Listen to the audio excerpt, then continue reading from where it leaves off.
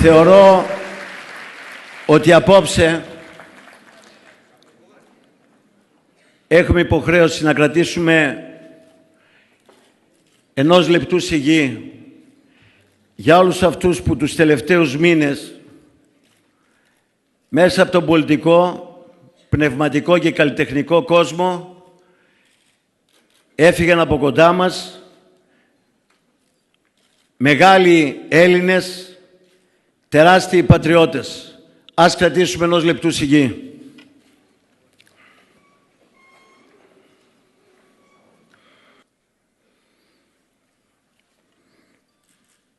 Να είναι αιωνία η μνήμη τους και τους ευχαριστούμε. Θα ξεπεράσω, φίλες και φίλοι, τις προσφωνήσεις και θεωρώ, σεβαστέ Πάτερ, που εκπροσωπείτε και τον Παναγιώτατο, ο οποίος είναι άρρωστος, Μητροπολίτη Θεσσαλονίκης, κύριο Άνθιμο, να ξεπεράσουμε τις προσφωνίες. Οι τίτλοι και τα αξιώματα δεν έχουν θέση σε αυτή την αίθουσα. Απόψε είμαστε όλοι αδέλφια. Είμαστε Έλληνες, είμαστε πατριώτες. Καλωσορίσατε στην πατρίδα.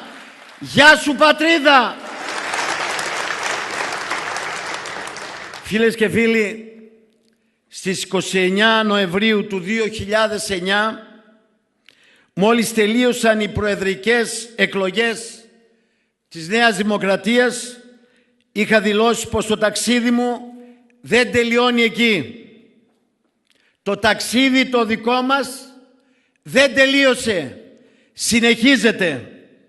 Απόψε, 29 Φεβρουαρίου, ένα δίσεκτο έτος, συγκροτούμε ένα εθνικό καταφύγιο απέναντι σε εκείνους που επιβουλεύονται την πατρίδα μας, την Ελλάδα μας, τη Μακεδονία μας, την εθνική κυριαρχία μας, την ελευθερία μας, τη ζωή μας, τη ζωή των παιδιών μας. Μέχρι το 2009, όπως είπε και ο Μίκης Θεοδωράκης, το χρέος ήταν διαχειρίσιμο. Στη συνέχεια ξεκίνησε η συνωμοσία κατά του ελληνικού λαού. Ξεκίνησε το προμελετημένο εθνικό, κοινωνικό, πολιτικό, πολιτιστικό και οικονομικό έγκλημα. Ακόμη και ένα μικρό παιδί μπορεί να καταλάβει ότι όταν πετσοκόβεις μισθούς και συντάξεις, μειώνεις την αγοραστική δύναμη, γκρεμίζεις το τζίρο, αυξάνεις τα λουκέτα, αυξάνεται και ανεβαίνει και η ανεργία, έρχεται η απελπισία και η κατάθλιψη στο ελληνικό λαό.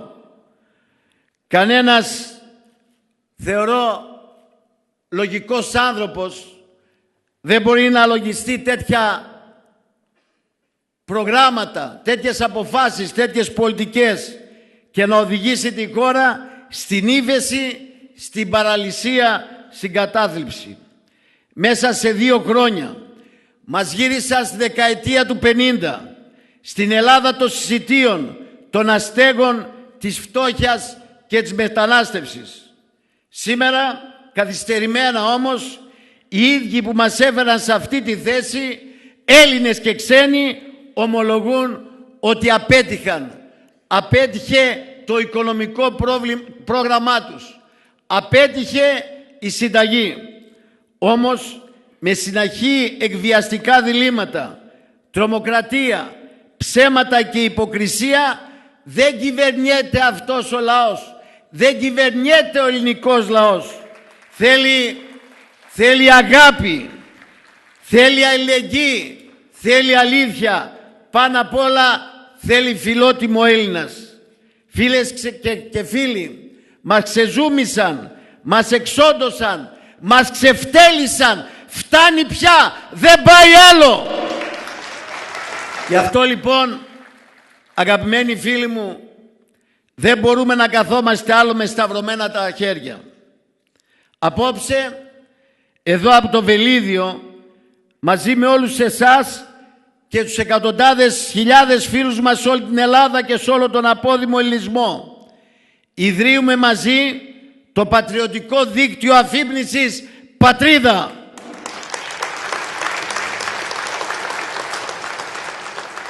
Έναν όμιλο πολιτικού προβληματισμού, μια γροθιά απέναντι σε όλους εκείνους που προσβάλλουν την πατρίδα μας, ένα μέτωπο αντίδρασης σε εκείνους που λιδωρούν το λαό μας, μια δεξαμενή ιδεών, σκέψης και προτάσεων για το πώς πρέπει να βγούμε από τον εφιάλτη της κρίσης, ένα διάβλο για να ακούγονται και οι άλλες φωνές, οι φρέσκες, οι μη αρεστές για κάποιους. Μου λένε, απόψε θα κάνεις κόμμα? Γιατί δεν κάνεις κόμμα? Θέλω να ξεκαθαρίσω με πολύ σεβασμό απέναντί σας. Το δίκτυο αυτό δεν είναι κόμμα. Ξεκάθαρες κουβέντες. Εξάλλου, γι' αυτό και η προσπάθειά μας αυτή χωράει τους πάντες, χωρίς ταμπέλες, χωρίς χρώματα. Εγώ χρωστάω σε αυτό το λαό. 30 χρόνια με κράτησε ψηλά.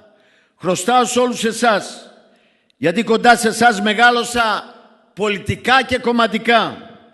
Ελεύθερος γεννήθηκα, ελεύθερος θέλω να πεθάνω, δεν θα με φημώσει κανείς. Έτσι κέρδισα το δικαίωμα να σας κοιτάω στα μάτια. Αμετακίνητος από τις αρχές και τις αξίες της οικογένειάς μου, το δασκάλο μου, της Ορθοδοξίας μας, της Ελλάδας μας. Κόμματα, φίλες και φίλοι, υπάρχουν πολλά. Πατρίδα όμως είναι μία. Και τα κόμματα τα δημιουργεί η ίδια η κοινωνία, οι ανάγκες της κοινωνίας. Σήμερα δεν συζητάμε για νέο κόμμα. Η Ελλάδα αυτή την περίοδο δεν έχει ανάγκη από άλλα κόμματα. Και στο κάτω-κάτω το αύριο κανείς δεν το γνωρίζει. Αν χρειαστεί, όλοι εσείς θα μας οδηγήσετε το τι πρέπει να κάνουμε. Η Ελλάδα έχει ανάγκη από φρέσκες ιδέες, από ελπίδα, από ανάπτυξη, από αλλαγή νοοτροπίας. Εξάλλου, για να γεννηθεί κάτι καινούριο, πρέπει να πεθάνει το παλιό. Δεν είμαστε εδώ για να τα βάζουμε με την ιστορία μας, τη θρησκεία μας, να καταργούμε τις παρελάσεις μας, να διαγράφουμε τη Βόρεια Ήπειρο, να ξεπουλάμε το όνομα της Μακεδονίας μας. Η Μακεδονία μας, που δεν θα κουραστώ να το επαναλαμβάνω, δεν πωλείται, δεν νοικιάζεται, δεν παρακορείται, δεν μπαίνει σε διαπραγμάτευση από καμία κυβέρνηση. Τέλος! Δεν πρόκειται να υποστείλουμε τη Μακεδονία μας, τη γη του Αλέξανδρου, από τον ιστό της Ελλάδας. Δεν είμαστε εδώ για να διχάσουμε, αλλά για να ενώσουμε. Ο αντίπαλος είναι κοινός. Είναι οι νεοταξικοί, αυτοί που θέλουν την οικονομική, πολιτική και πνευματική εξαθλίωση του ελληνικού λαού. Το πρόβλημα λοιπόν δεν είναι τα πολιτικά κόμματα, αλλά οι επιλογές των πολιτικών. Δεν μπορεί όλα να τα ζυγιάζουμε με χρήμα. Δεν μπορούμε να τσακίζουμε τις συντάξεις του παππού και της γιαγιάς, να τσακίζουμε τις συντάξεις των 300 και 400 ευρώ. Δεν μπορούμε να τσακίζουμε τη γενιά των 400 και 500 ευρώ. Υπάρχουν οι άνθρωποι, υπάρχουν οι νέοι, υπάρχουν και οι νέες. Πίσω λοιπόν από τους αριθμούς πρέπει να καταλάβουμε ότι υπάρχουν και οι ανθρώπινες αξίες. Η Ελλάδα σήμερα έχει ανάγκη από μια πατριωτική πολιτική σε όλα τα επίπεδα. Όχι μόνο για τα εθνικά θέματα. Εξηγιαίνω το δημόσιο, αλλά όχι με οριζόντιες περικοπές, αλλά με αξιολόγηση και αξιοποίηση των άξιων στελεχών.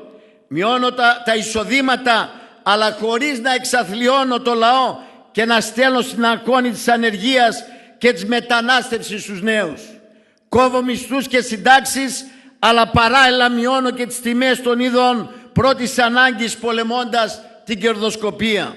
Αξιοποιώ την εθνική περιουσία, αλλά δεν ξεπουλώ τη γη μας, τα μνημεία μας, τις θάλασσές μας, τον πολιτισμό μας, τον ορυκτό πλούτο. Στηρίζω την ειρήνη, την ασφάλεια και τη συνεργασία στη γειτονιά μας, αλλά δεν διαπραγματεύομαι την ιστορική αλήθεια.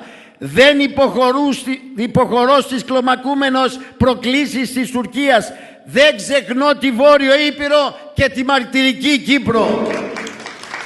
Φίλες και φίλοι, κανείς Έλληνας δεν εξοδότησε κανέναν να υποθηκεύσει τη χώρα μας στους ξένους, να θυσιάσει και να εκχωρήσει κυριαρχικά μας δικαιώματα. Στην Ελλάδα του αύριο δεν έχουν θέση οι επικίνδυνοι και οι ανίκανοι του χθες. Όραμα δικό μας είναι η επιστροφή στις ρίζες, στις ελληνικές ρίζες, στον άνθρωπο. Όραμα δικό μας είναι να ξανααγαπήσουμε την Ελλάδα, να ξαναθυμηθούμε τις αξίες που ισοπεδώσαμε. Απόψε, φίλες και φίλοι, είμαστε ευτυχείς.